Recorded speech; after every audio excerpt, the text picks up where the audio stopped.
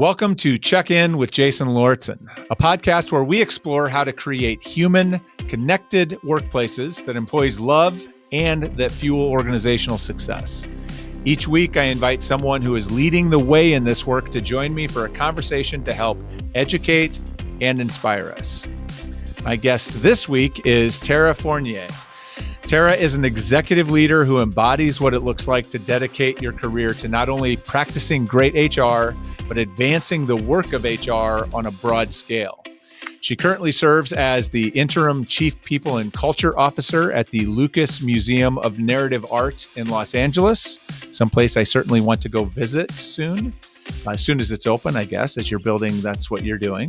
She is also the founder of T4 HR Consulting and president of PIRA, which is SHRM's largest local affiliate serving 4,000 members across Southern California.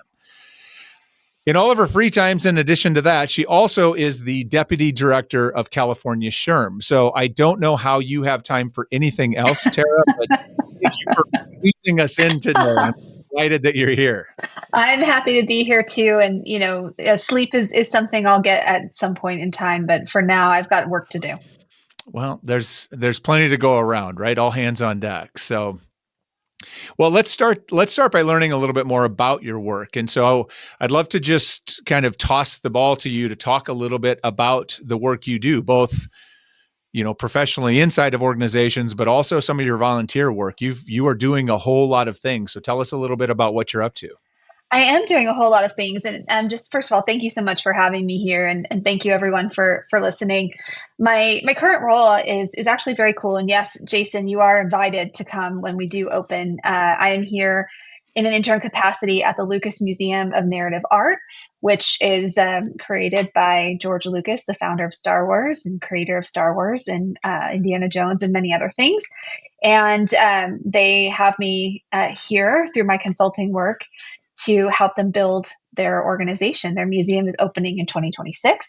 And so we have the giant task in front of us to build an organization and build a culture that will sustain and be representative of George Lucas's vision. And the art that he has. The sample behind me here is Norman Rockwell. This is Gossip. So I think they put it in here because I'm in the people and culture world. So they thought it would be funny, as something to remind me of, how to behave or not behave. So it's a very interesting and fun environment. But for me, I'm a builder. I like to build things. I like to create. And that's why the consulting work that I do is, really aligned with that and helping organizations that are going through change, whether it's, a merger and acquisition, a startup, the not so fun things where they're, maybe shrinking or downsizing. So I really like to come in and help build and sustain, a positive work culture through things that are either stressful for people or, exciting or sometimes, just downright difficult. So that's the work I do that pays me. The work that feeds my soul is my volunteer work.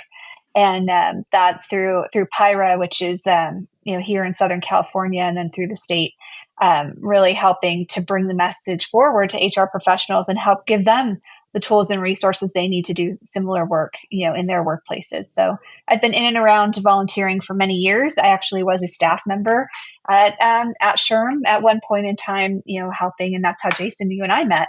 That is was through my work there. But I really believe that it's important to pay it forward and to help. I mean, it's a very tight-knit community for HR, and it can sometimes be a lonely work because people in the organization don't always understand what you do and you can't always share.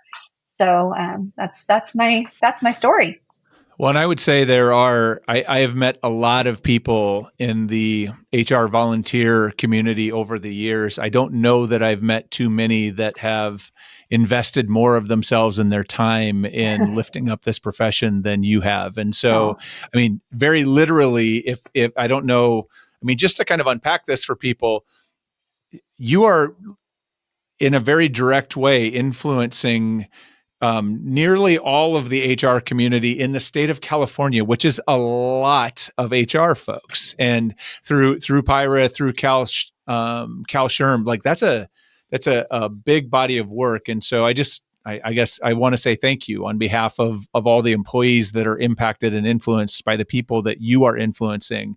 That's important work and big work. So thank you for that. I appreciate you.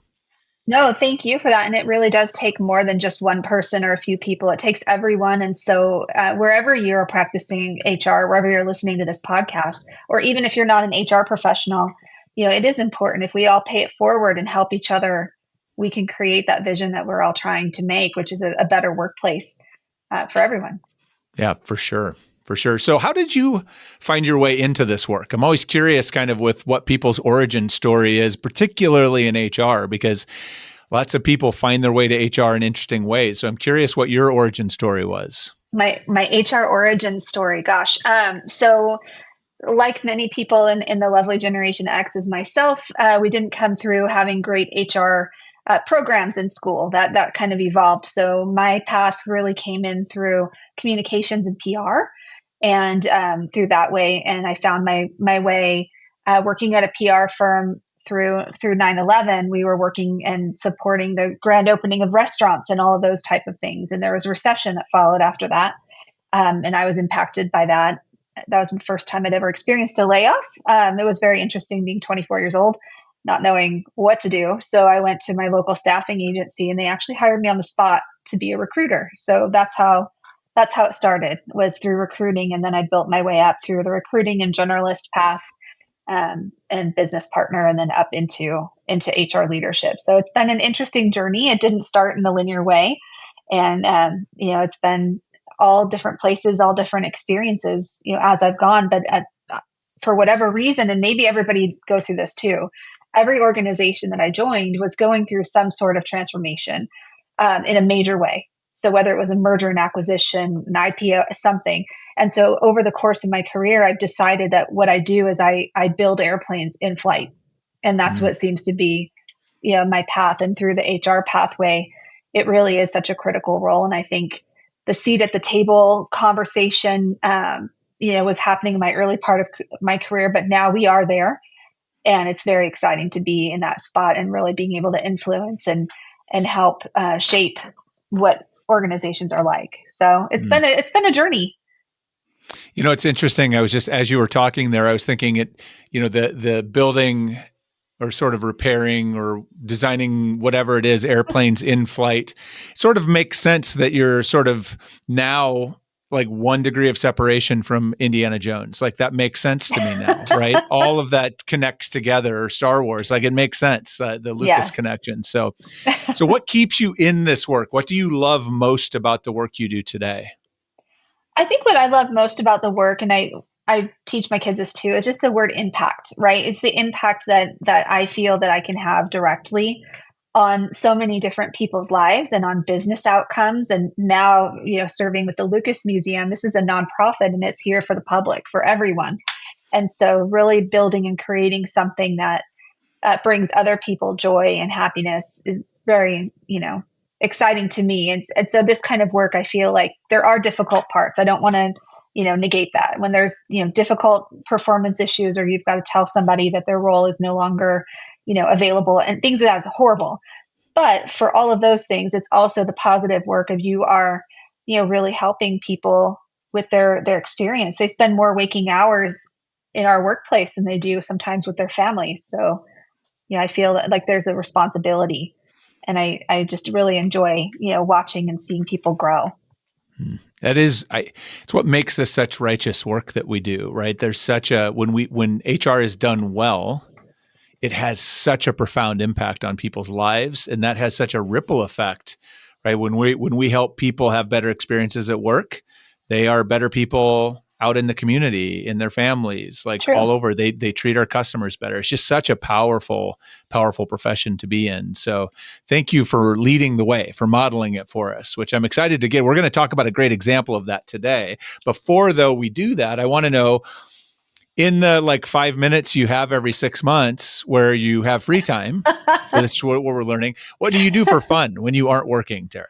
Oh my goodness. Well, when I'm not working, I now have all adult children that are up and out of the house. So I'm still kind of figuring out what my new hobby is going to be now that I'm, an empty nester. But my husband and I, we enjoy traveling. So when we can escape, we do. When we can't, we're very focused. We've been doing a lot of genealogy research and things like that. So tracing family roots has been something we spent a lot of time doing. Some people are probably asleep listening to me say that, but it is very cool to know where you come from and to know your roots. I've been lucky enough to go back many centuries with some of my lineage, so it's been really fun. Yeah, and then I'm just a huge sports fan. We've been really into college football lately, since we're paying for so many colleges. We're football fans of many. Yeah, so those are the things we do when we have free time. Got it. That's awesome. Thank you for sharing. Yeah. So let's talk a little bit about, I want to dive in to some work that you did at a previous role, and we can talk a little bit about that at a video game company or a company in the video game space. I remember you and I had a conversation.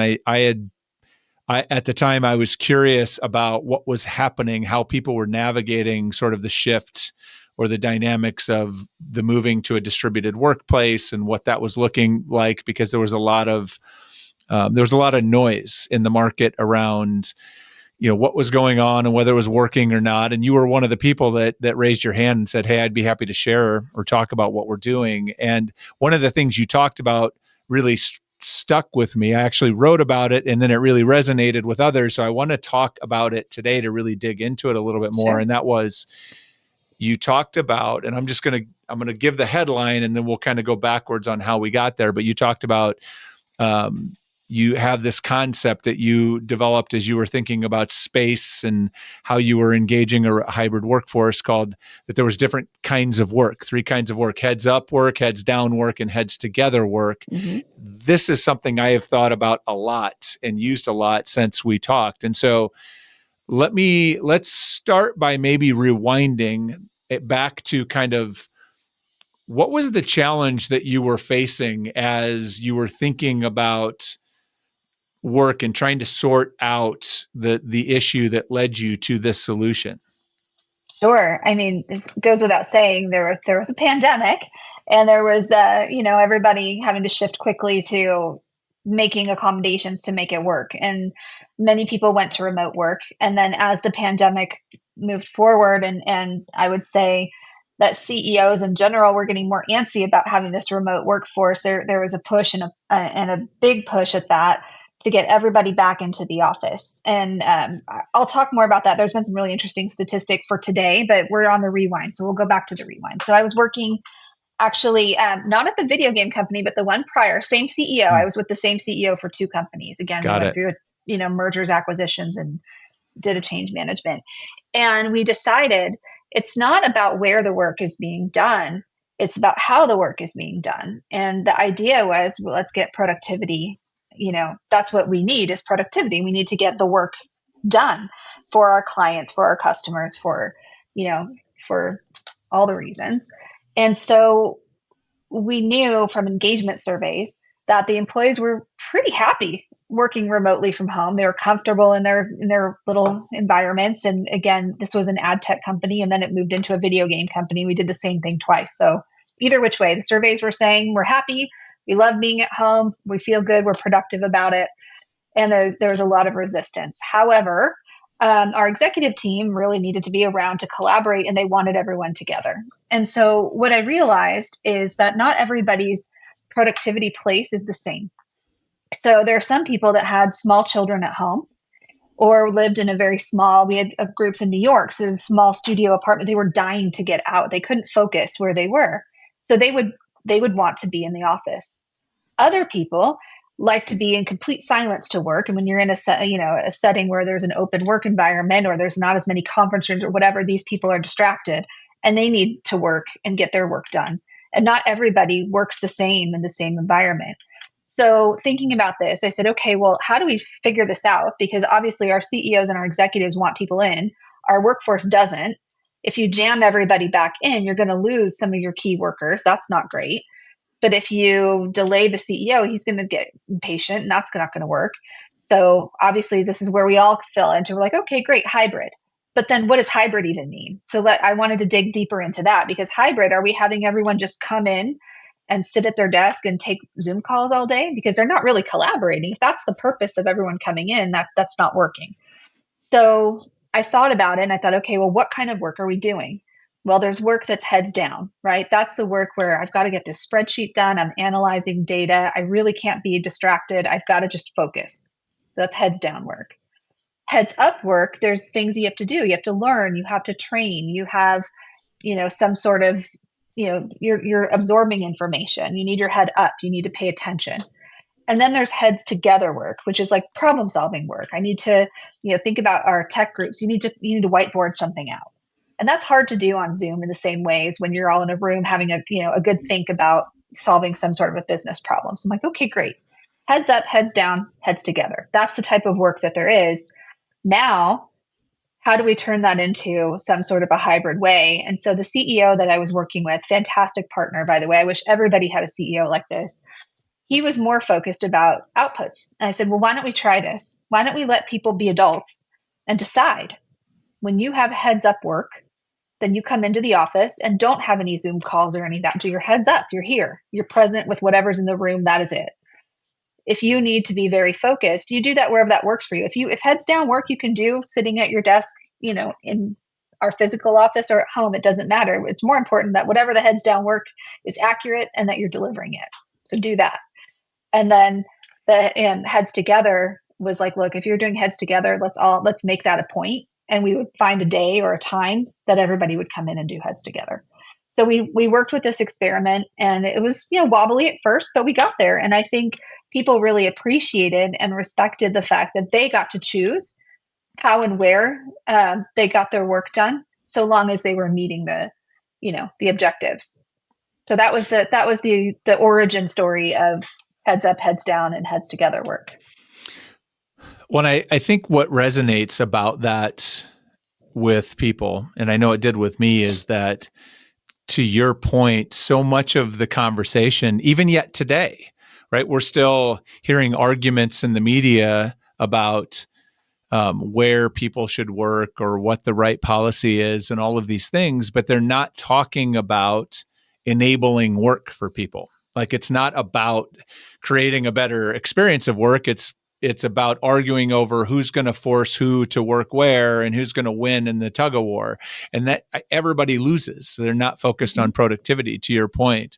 I'm curious, because if I recall correctly, you also, I think in your second, when you were sort of doing this a second time in the second organization, this actually impacted how you thought about workspace that you were creating and designing. So can you talk a little bit about how, like, you took this kind of next level into facilitating or enabling this with the kind of space that you were creating?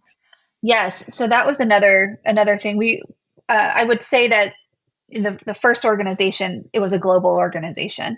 So there were people all over the planet, all over the globe. So there was always that need for the Zoom calls and that, because we just nature of how we worked. The second organization was also global, but smaller scale, everybody in North America. So that made it a little bit different and easier. But for space, we decided that we needed to have, places where people could take phone calls. We needed to have places, collaboration spaces. So we changed the name of office. We didn't like the name office. It had a weird connotation. So we called it it was in our video games. We called it our studio. And we thought about, do we call it a learning lab? Do we call it a collaboration space? What do we call it? Because calling it office, it just, to me, had the connotation of the old, like, you go in, you sit in your cubicle farm and you type all day and or you think of like the TV show The Office, which has its whole other set of things, with that.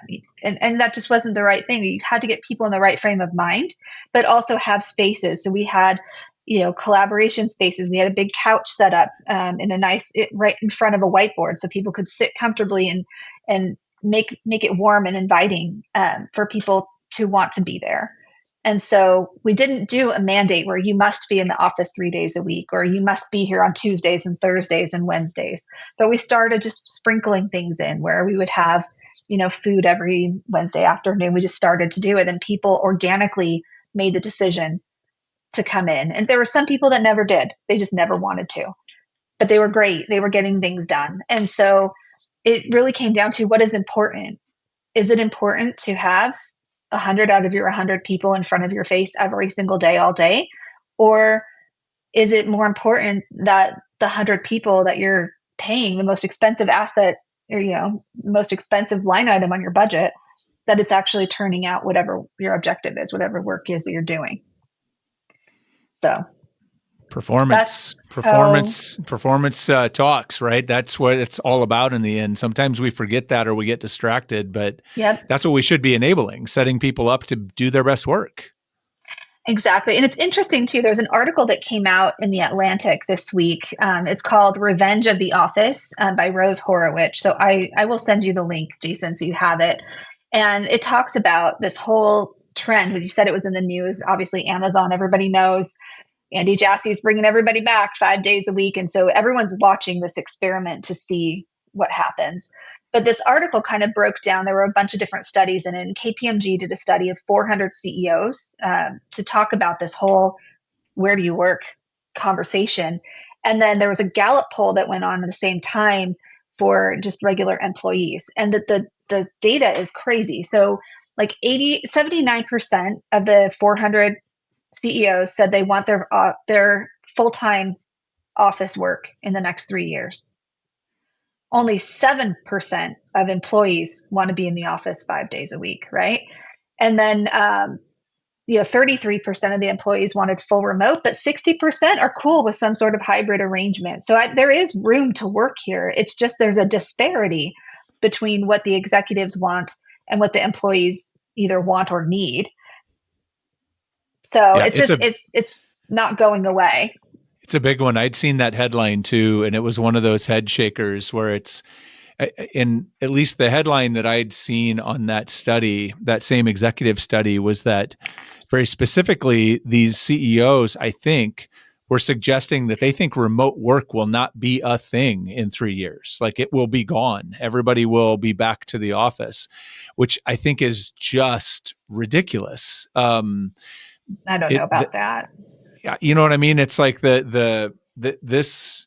What do they say? That it's out of the barn. It's gone. Right. This is not a genie we can put back in the bottle. And it's working clearly. Gallup's finding it's working for people.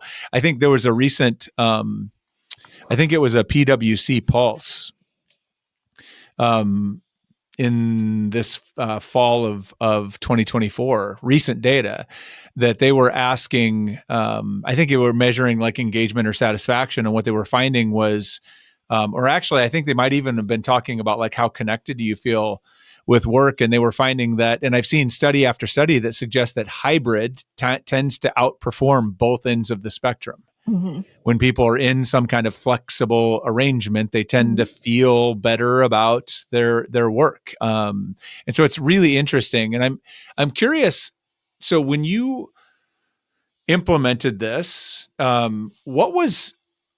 I mean, when you look back on it, what can you point to or share with us in terms of what the impacts were? What was the result of using this kind of approach of thinking about how do we enable or create freedom for employees to kind of find the right environment for the kind of work they're doing? I think it was, with everything, when you have a large number of humans, you have a mixed reaction at first. I think what it did was it sussed out performance deficiencies, right? So I think it created a culture of accountability where, if you're saying I need to work remotely from home, one of the things that the CEOs are saying is some CEOs say, you're not even working when you work from home. You're distracted. You're doing, you're watching TV. You're not doing your thing. These things become apparent when you have heads up, heads down, and heads together work. If you're not getting your heads down work done, you're not getting your work done, it creates a performance issue.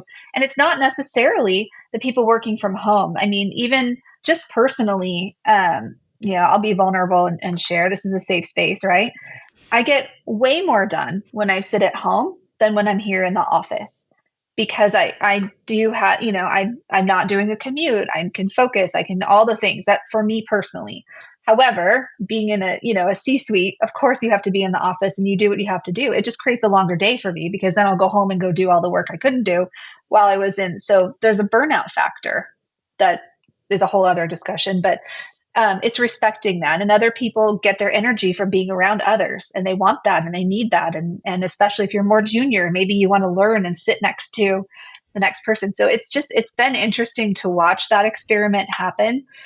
We had a CEO change at the last experiment, and that got canceled, and you could start to see the decline. I will say that it was when you didn't have a supportive CEO and the policy started going the other direction, it was a challenge.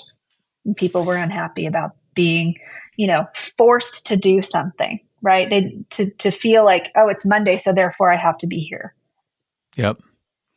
So. I wonder, and I'm curious how you thought or think about this, or how you navigated this, because you kind of hinted at it that there's, if we're just looking at the work, mm-hmm. heads down, heads up, heads together makes perfect sense to me. But one of the things I think about that I think is a complexity that a lot of organizations are trying to wrestle through is, okay, but what about the stuff that happens in between, right? What about, right, the relationships that you form by sharing space with people? What about the learning that happens by, I think about how did I learn how to be a professional, air quotes, whatever that was, but how did I learn how to sort of interact appropriately in a professional environment? How did I learn how corporate politics worked, how who you shouldn't call out, how you should behave in a meeting, the things you should and shouldn't do. How did I learn that? I realize if I look back, a lot of that I learned by absorbing, by sitting in the room and watching it happen, and then asking people afterwards, like, what went on there? Like, what happened there? Or learning when someone made a misstep. And so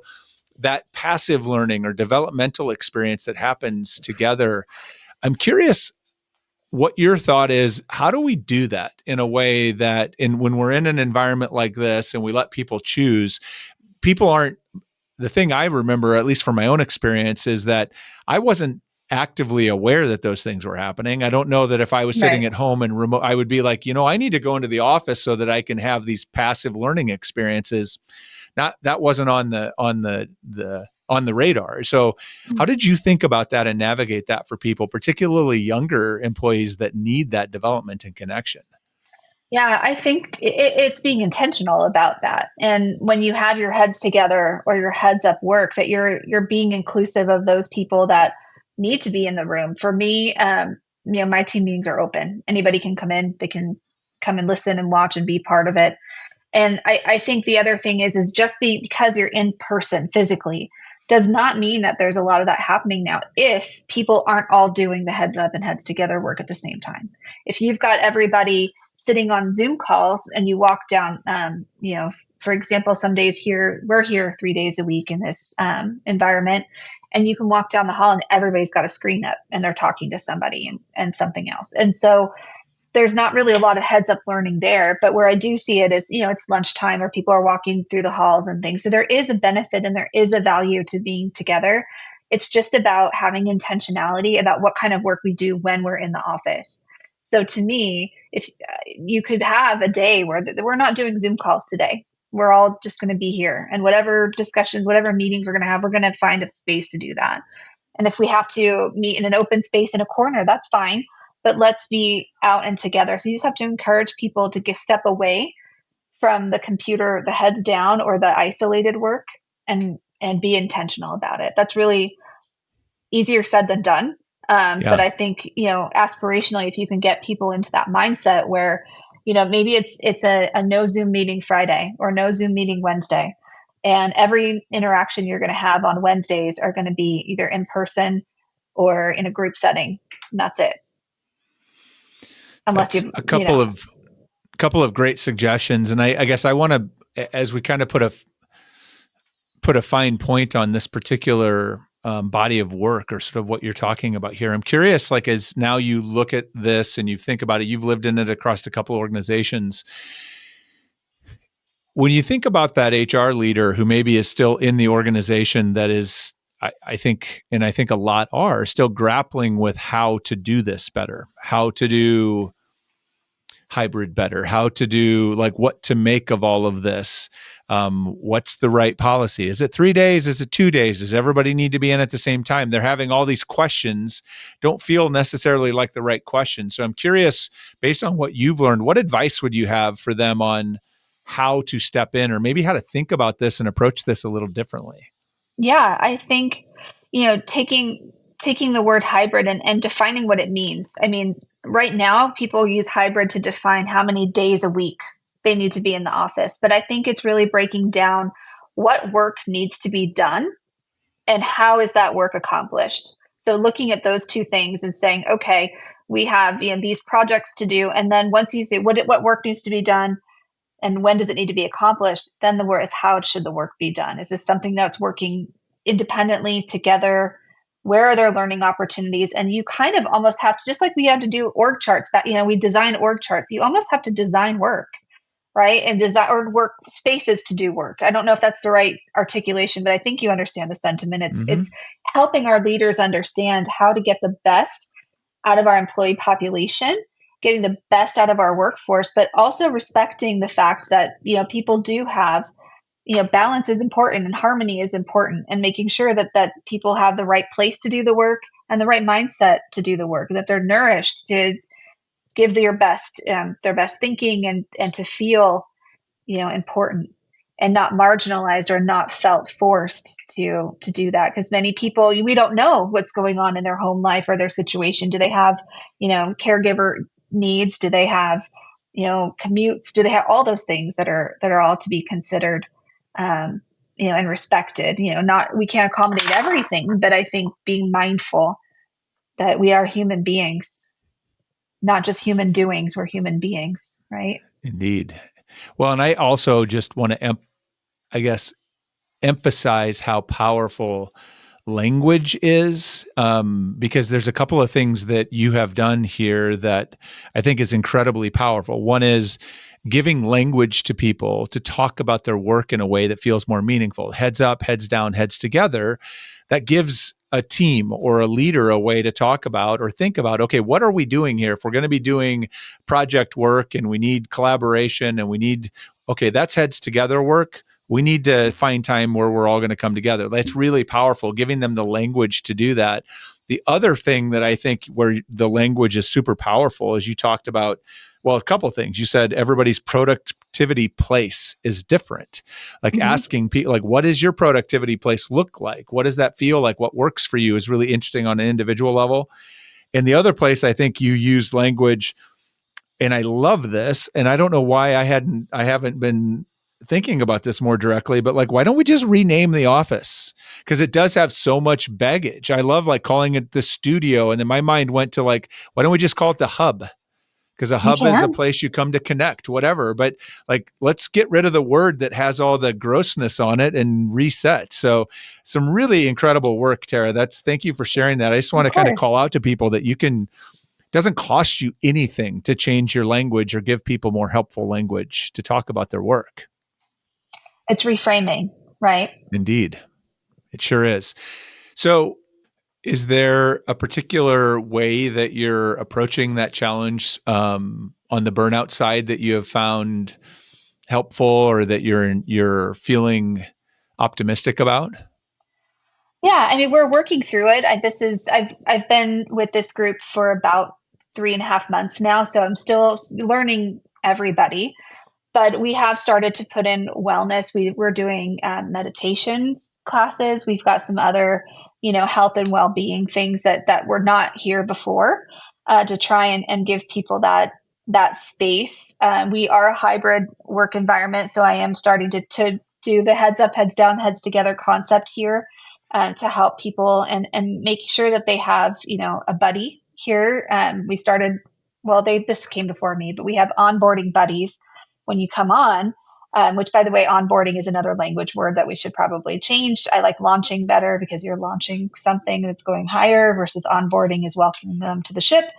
Whole nother discussion topic. But having buddies or having a partner to talk to, somebody that is here to help, and just trying to open up communication channels. We're going to be doing our first engagement survey with this group next month, so more to come. But I think it is a challenge that, I'm seeing a lot of people are having out there. So I haven't perfected this answer yet. I We're in love, progress. that's a great idea. Like a well-being buddy is a great idea. I've heard no one talking about that. And it's so great. It's so powerful because, there's so much. I talk about relationships all the time, right? That's my thing. And so I tell people, like, relationships and connection is like the super tool. Like it improves performance, it improves happiness, improves all these things. But one of the things it does that we don't talk enough about is it is incredibly powerful at helping with well-being. Like it's a great supportive thing of well-being. So that's awesome. I'm anxious to hear more about that down the road as you play that out and see what that looks like. But that's a really good idea.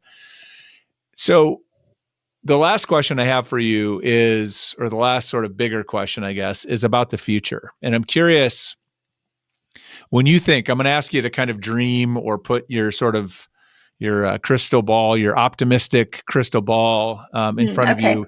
When you think about work, let's say 5 years down the road, what's one thing that you hope will be different about work than is today?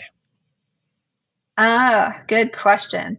My first answer, because I've got a little bit of snark in me, is that we're not talking about hybrid work anymore, that we've got this figured out and everybody knows how to work and where to work. That would be one thing I hope it would be different, is that we're not having this conversation.